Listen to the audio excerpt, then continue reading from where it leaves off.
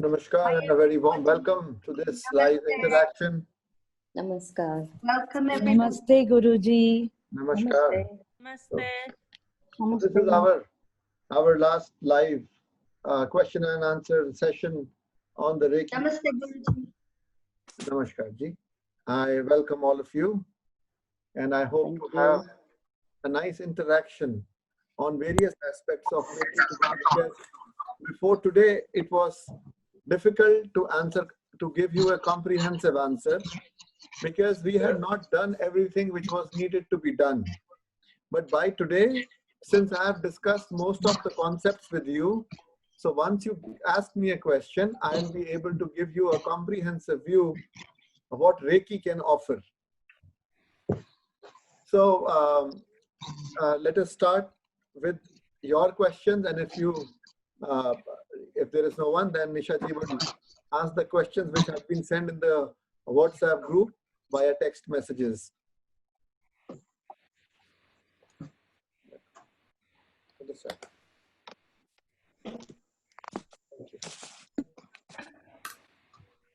All right.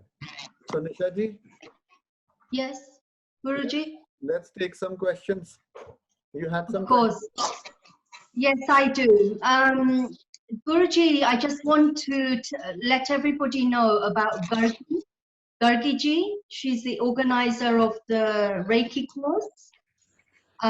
She's the president of one of the clubs of the Inner Wheel International Organization from Delhi, India. The Inner Wheel is an international, it's the largest women voluntary service organization worldwide. I just want to make sure everybody knows her, that she is the, also the organizer. Obviously you are the doer, but she is the organization. So we welcome her too. I think she has a question. Is she online? Because I can't see her, Guruji. let me see. Guys, can we go to the page now? I don't. Yeah, she is. Okay. She has a question. Okay. Guruji.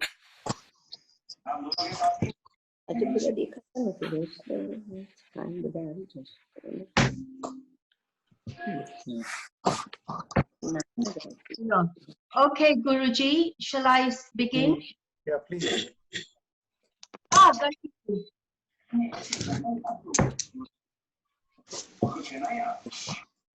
Record.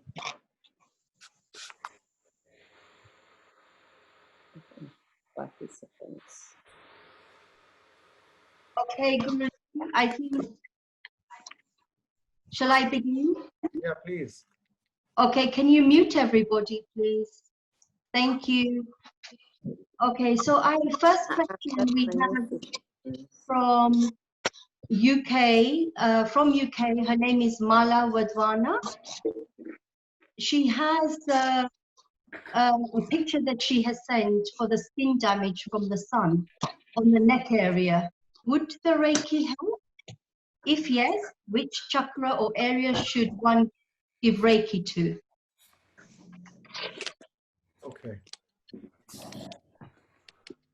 Let me mute the participants. Just give me a sec. I'll answer.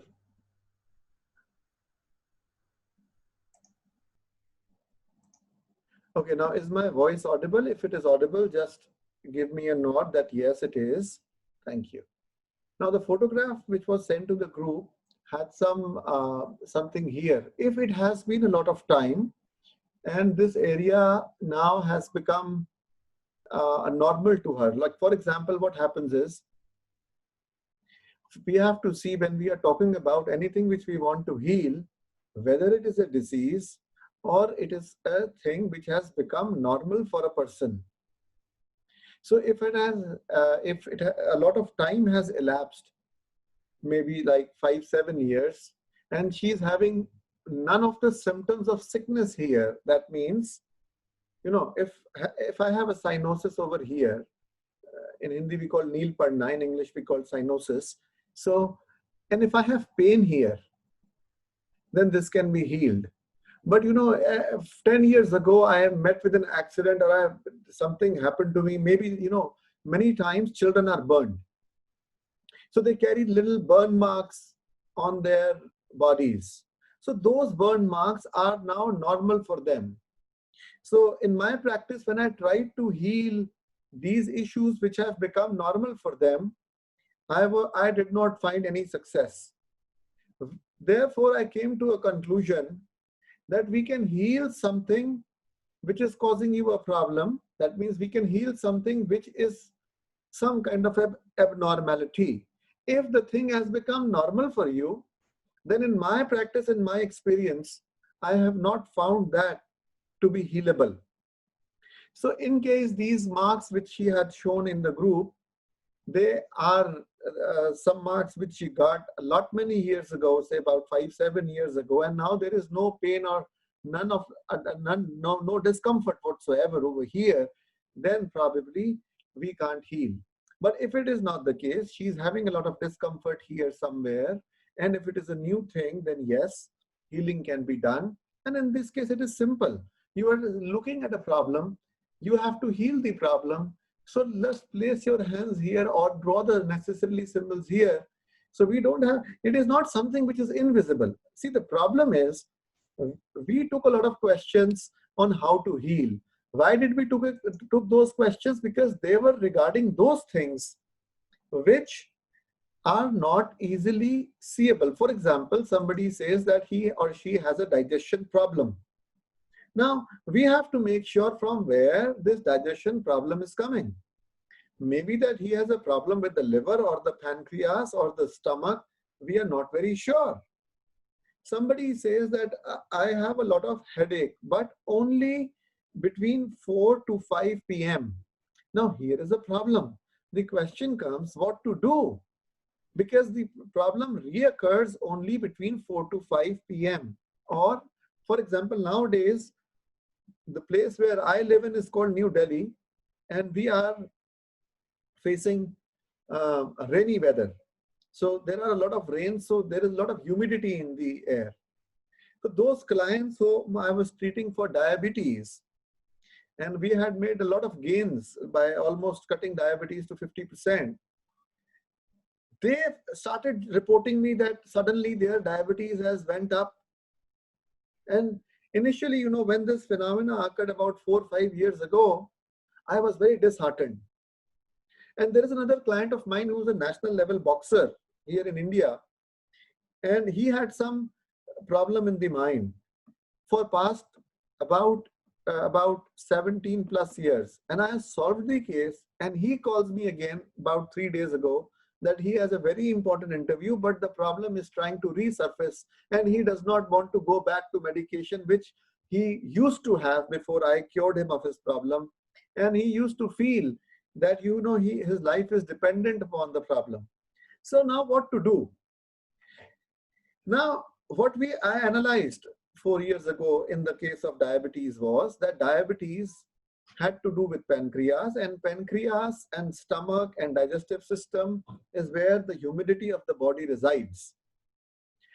So whenever there would be a humid environment, probably the disease of humidity might aggravate.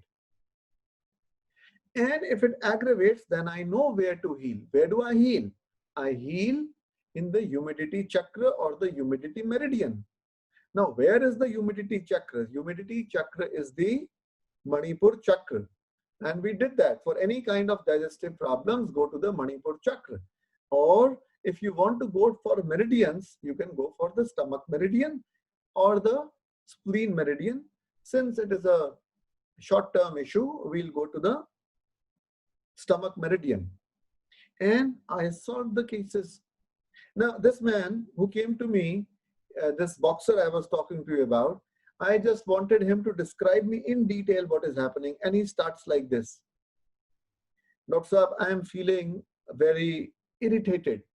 And because of the irritation, I get angry and I am picking fights with people. The other thing which I am feeling is a lot of heaviness over here. Now, all these things, irritability, heaviness, these are all related to the humidity energy.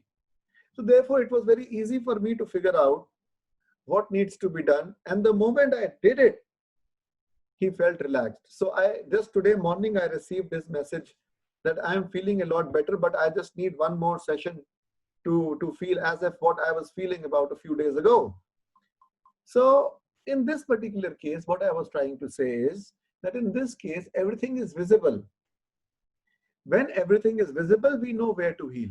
It is only in those cases like fever, it is happening all over the body, what you will do. Anything, for example, allergy. If allergy is happening all over the body, what are you going to do?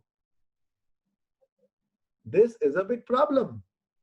Somebody was talking about hay fever in the previous question and answer session which we had. Again, it is because of humidity. So the problem occurs when we are not able to see. The problem occurs when the disease is based on some energy pattern rather than being evident on a particular body part. The moment a disease is evident in a particular body part, it is very easy for us to start giving Reiki to that particular area. Next question, please. You'll have to unmute, Nishaji. I muted everyone, so you'll have to. Okay. Next question is from Bhavini. She's saying, Pranam Guruji, my sincere appreciation and deepest gratitude for this boundless knowledge of Reiki. Question 1, she has a couple of questions. Question 1, can placing pictures of Reiki symbols on the walls of a patient's room in his home be beneficial? See, symbols carry energy. Symbols are not symbols. Shape is shape independent of character.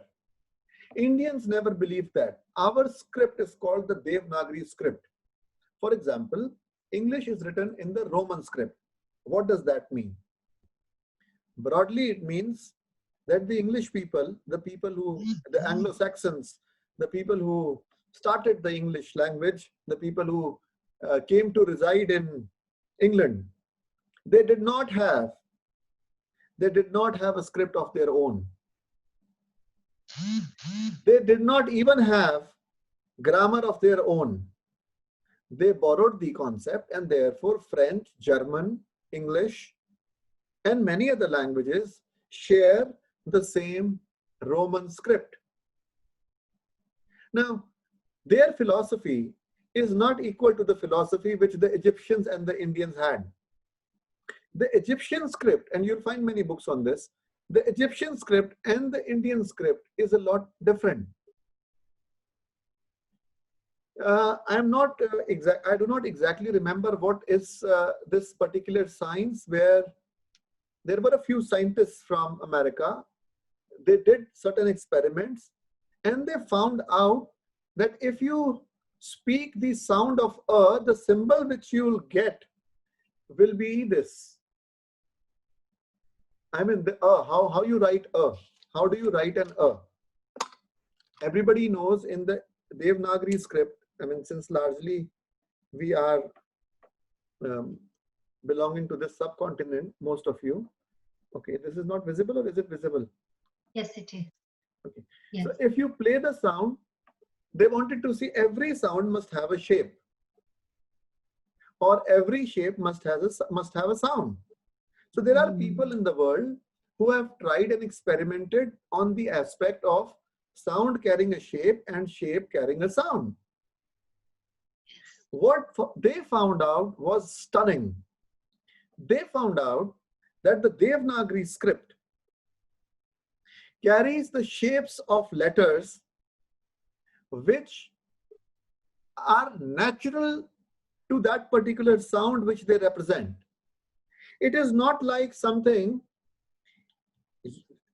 I'll just draw. No, this cannot be a.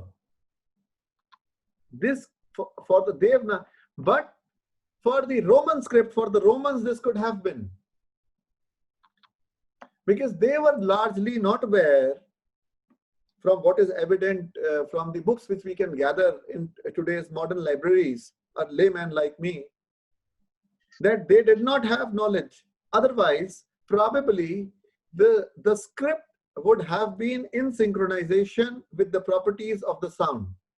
You know, when people learn computers, whether they are learning designing or they are learning how to make a website, one of the important things which they are told in the beginning is the naming should be according to the content. Although it does not matter. For example, you are a great Reiki healer and you are starting a practice and you have named your organization as the World Reiki Healing Village. Okay. Now I am a designer and I am designing a logo for you. When I design a logo for you, it is my sweet will. What name should I give to the file on which I am working? So maybe that I give a name called 123. Now, if I am a professional person, every day I have to design a number of logos, and after a year's time, if I have to find where is that particular logo of Reiki Village, the Global Reiki Healing Village, I won't even know. So although I am free to name the file the way I wish to be, but it would have been more meaningful if I would have kept the name of the file which represented the logo, that is Global Reiki Healing Village. And it opens a lot of avenues. How does it open is something probably if you'll ask, then I'll tell. But then important thing is that symbols are important. And she says, can we place those symbols? Because Yes, on the walls. Yeah, because symbols, they represent certain energy. Yeah. Now, if we put the symbols on the walls of our patient, you know, I guess a better question could have been, can we put those symbols on the walls of our own practicing, in our practicing room? That's right. It's actually, if placed on the walls of the healing room, does it raise the vibration of the treatments? Yes, it does. Yes. It does. And you can do it. People have done experiments. You can do experiments. I'll tell you how you will get to know about it, because you might be skeptical. You might tell me, how does it actually work? Have you done some experiments? No, I have not done, but I have read. And there is a small little experiment which you can do within 40 days of time, which will make it clear to you in practical experiential terms, not in knowledge-based terms of a lecture that I have said and you have listened and that is why you are believing. No, there is no need to believe. Have 2 small plants or sprouted seeds and try to build them into small plants over a period of 40 days time. To one plant, you give Reiki. To the other plant, you don't do anything except for whatever is needed, like sunlight and water. And then you will see that if, you know, make sure that the seeds are of almost the same quality, at least from the outside. And then you will get to know that the plant on which Reiki symbols or Reiki energy is being transferred, that particular plant will grow faster and it'll grow more healthy, which will be visible to the naked eye. So that is something which is important, and that will exactly give you an experiential knowledge. And that is why I say that it will be good in case a patient's room can have symbols like these. However, sometimes things which are good have negative consequences for you. Now, how is that going to happen? It is something very important to know. Maybe you are married to an atheist person, and in our first of the interaction, in the first question and answer session which we had, there was a person, and he said that probably, Guruji, I don't want to get attuned because I am kind of an atheist person, so I want to have more time before I finally decide to go in for the attunement. And I said, yes, You take how much ever time you want to learn all about it, and then when you feel that you are for it, then go in for the attunement process. So there are people, there might be people, your husband might be from a different culture, and you might not be in a very good terms with him or her.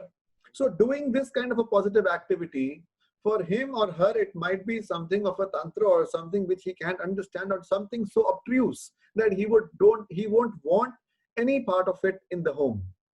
So therefore it becomes important that if you are doing it, if you're telling your patient to have those symbols on their walls, then either the patients are living alone, or at least the room of the patient is enjoyed by himself or herself. That means there is nobody else who shares the room. And if there are other people, then they don't feel bad about it. Great. Thank you, Guruji. Her question number 2 is, can distant healing only be provided by visualizing the person? If not, how is distant healing given if you haven't seen the person, but only know their name? All right. See, normally for distance healing and for distance attunement, the Reiki master, the Reiki guru, or the Reiki healer, he would ask you for a photograph. Without the photograph, normally he won't do it.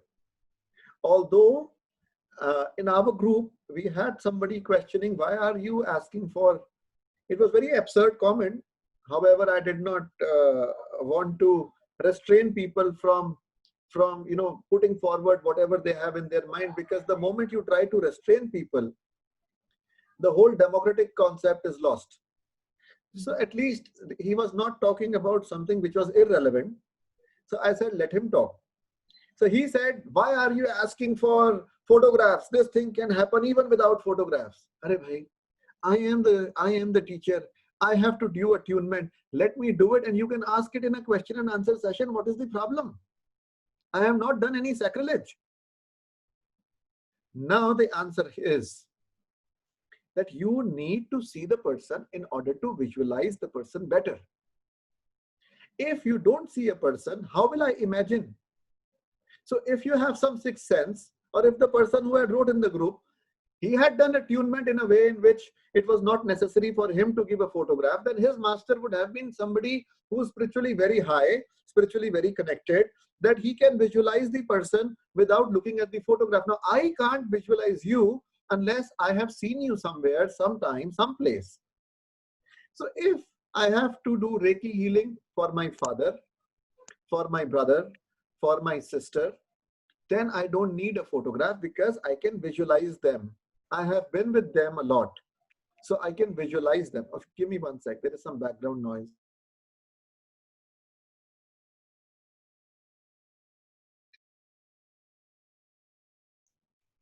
So, is my voice audible? Please say, nod your head in case it is. Thank you. So, in order to imagine the person whom you want to transfer the energy to, it is important to visualize. The second important thing is that you might have just heard a few months ago in North Korea, Kim Jong, the ruler of North Korea, he was not seen in news conferences, and people were speculating whether he is still alive. And maybe that he has come to coronavirus or something like that. There were a lot of speculations in the media. So one fine day, some person came and then people said, oh, he is not Kim Jong, he is one of the clones of Kim Jong. So I asked you specifically, don't just give me a photograph, give me a name as well. I took all the time to combine the photograph along with the name and then do the attunement. What is the theory behind it? Give me one more sec.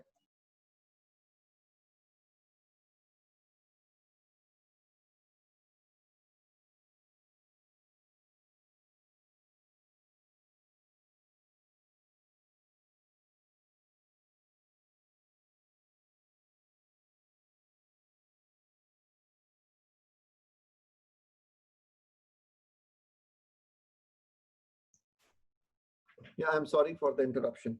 Yeah, so the point was that in the world, scientists have said that there are 8 people with one kind of a face structure. So for example, we have Nisha ji here. So in the world, there would be 7 other people whose faces would be similar to her. Very similar. So we take the photograph, I take a photograph, and I take a name. And in India, we don't only take a name, we also take a gotra. That means your first name, then your last name, and then the name from where the last name has come. For example, your name is, okay, what is your name? If I ask you a question, it is very silly, but let me go through this process, because it happened in the group and it was something which was boiling in me that someday if I have a opportunity, then I'll explain why we took photographs. All right. So my question to you is, what is your name? And you have to tell me an answer. Give me an answer. My name is Nisha. Good. Nisha Kondi. All right. Anybody else? My name is Purnima Jani, Upmanyu Gotra. No, I'm not asking your gotra. Just give me your name. If somebody asks you a question, what is your name? What would you answer? Just 5-6 people, please give me an answer. Purnima My Jani. name is Sumitra. My My name is Yeah. Sumitra. My name is Indira Parmar. Okay. Indira Parmarji and Purnima Jani. All right. Now, was this your name Yes. or were they your names? After married. No, it is not. Whatever you want to speak, you can speak. Whatever your present name is, whether it was before marriage or whether it is after marriage, that doesn't matter. Somebody asks you a question, it is so simple. Wherever you go, at the airport, at the passport office, to a doctor, they are going to ask you a simple question. What is your name? And you have to answer that my name is, and then what would you say? Somebody said Purnima Jani or Indira Parmar. My name is Gayatri. Okay. Yeah, somebody said Gayatri and somebody said Nisha. That's nice. Now, let us analyze. If you say Nisha or Gayatri, it is good. It is understandable. I have nothing to say on this. But if you tell me my name is Purnima Jani or Indira Parmar, then there is a problem. Yeah, got it. Because then I don't know what your name actually is. Now, how do I address you? Do I address you as Purnima or do I address you as Jani? What do I do? And this is, you have only 2 names. This is not one name. One name is Purnima and the other name is Jani. Surname. Yeah, this is the other name. This is not. So you have 2 names. And I am asking, what is your name? Indira. This In Purnima. South India and in the Arabic world, people have still larger. I have had a lot of students from the UAE and from the Arabian countries for different aspects, some emotional intelligence courses. And they will give me way longer names, Al Khalifa, Al Fazari, Al something. And I said, okay, what do I call you? After asking this question, what is your name? The second question is, what do I call you? Because in my first question, you did not give me an answer which could have given me a hint on how should I call you. This becomes a problem. That is why this problem was answered by James Bond way back when he came out with the first movie. Bond. Yeah, my name is Bond, James Bond. So he does not only tell his full name, but he also tells you which is one of the name with which he would like you to address him. My name is Bond, James Bond. Similarly, your name can be Purnima, Purnima Jani, or your name can be Jani, Purnima Jani. So what I am trying to bring out is, one is your name, and then the other name which you have is coming from 1 or 2 or 3 of your ancestors. And then the gotra we are talking about comes from even higher ancestors. So your name is P and J. So P is you, J is one of your ancestors, maybe your great-grandfather's great-grandfather. And then when we talk about Gotra, Gotra is something which is even beyond, but it is just a lineage. So we are children of some father, and the father was a child of another father. Now, we want to be specific while directing our healing at a distance that it goes to a particular person. Howsoever you find it easy for you, please go ahead. So the person who wrote in the group, my answer is to him first, that you can do the way you wish to do. As you feel confident that my energy would be going to that person. Now for me, it is important to have a photograph because I have not seen the person, number one. Number two, since I know that there can be 8 people with the same kind of face, which it will be difficult for me to distinguish. Therefore, I also ask for a name. And when I ask for a name, I ask for a full name. If somebody says I'm a Ashok, I say, okay, give me a full name. Therefore, I requested all of you to give a photograph and your full name for the purpose of attunement. Now, without the photograph, as the questionnaire, the querist said, is it possible without the photograph? So it is difficult. But what people do is something which the tantrics have done in India. What the Reiki people do, that means our ancestors also did like that. What they do is, on my forearm, this is my forearm, what I'll do is I'll visualize. Some people are good at visualization, others are not.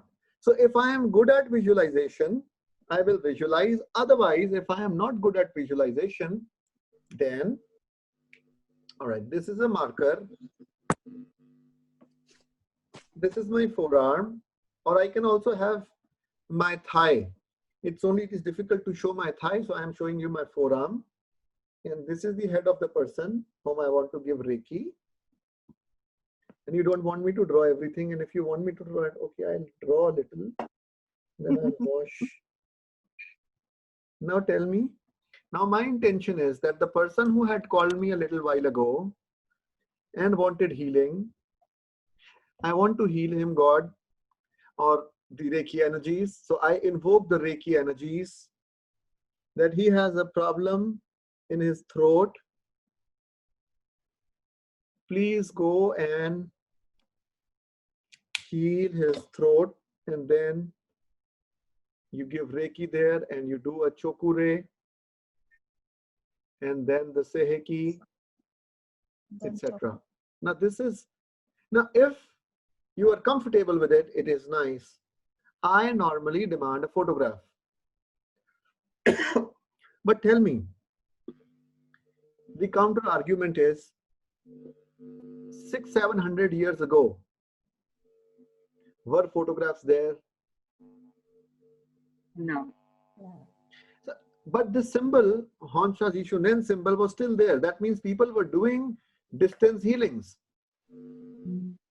Now, just because they were doing distance healings at a time when photographs were not available, does not mean that now if photographs have become available, and if probably my visualization is not so profound as in to visualize the person who's trying to call me, why don't I use photographs to do the healing? So photographs make it easy for everyone to do the healing, but people who have excellent spiritual connection, there are people who have ESP, who are psychics. They can even tell you how you are feeling right now just by talking to you. If you are one of those persons, you have high spiritual stature, you are a very evolved soul, then you might do without it. Otherwise, we need a photograph and we need a name. Thank you, Guruji.